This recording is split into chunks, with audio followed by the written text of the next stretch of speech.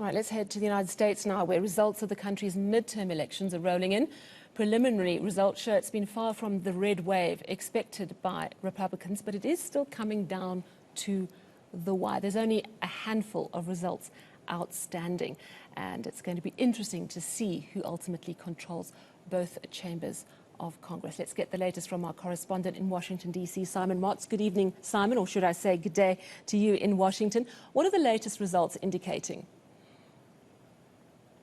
Well, it's pretty much indicating what we predicted on the programme, I think exactly 24 hours ago, Sally, that these races are very close and we still do not know which party is going to take the majority in either the House of Representatives or the United States Senate. And that is bad news for the Republicans because, of course, they and their putative leader, former President Donald Trump, had anticipated what they called a red wave sweeping all over the country and sweeping particularly Trump-endorsed candidates to victory. Certainly, plenty of Trump-endorsed candidates have won their races, but plenty have not, including Dr. Mehmet Oz, the Republican candidate in the absolutely crucial battleground state of Pennsylvania, which is still the only state to have flipped, in this case from Republican to Democrat. Now, remember that the Senate going into these elections was split 50-50.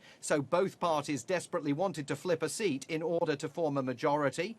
There are still other races being counted and the possibility that the Republicans are going to flip a seat or two. But at the moment, it's absolutely deadlocked in the race for the Senate, and on the House of Representatives side, still indications that the Republicans can expect to enjoy a small majority in the House of Representatives, but it's not a certainty. And at 1:30 in the morning here, Kevin McCarthy, the Republican leader in the House of Representatives, hoping to be the next speaker, told his supporters that by the time they woke up, he would be celebrating victory and would be ready to accept the gavel from the current speaker, Nancy Pelosi. Well, of course, dawn arrived, and that was not the case. So for him and also for the Democrats, wondering about what all this means for Joe Biden over the next 2 years, still quite a few nervous hours ahead.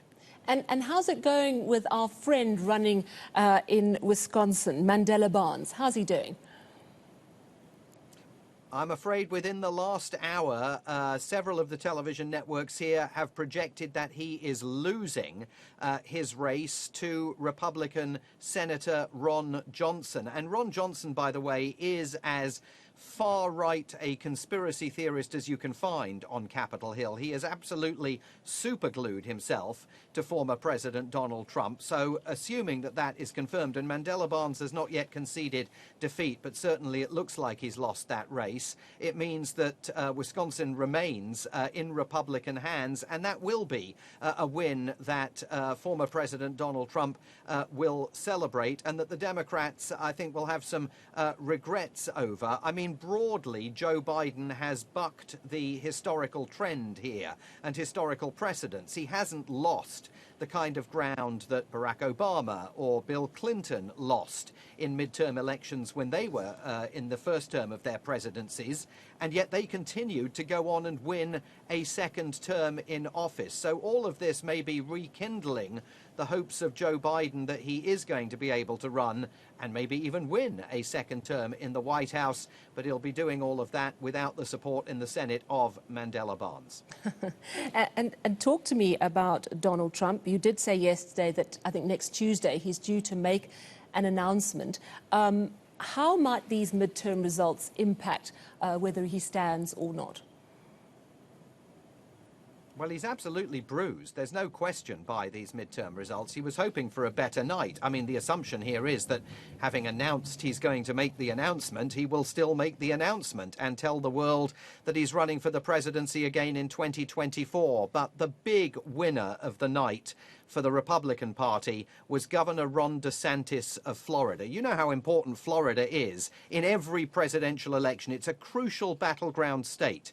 There is not today a single statewide elected official in Florida who is a Democrat. And Governor DeSantis won re-election in Florida with 60% of the vote. Why should you remember the name Ron DeSantis?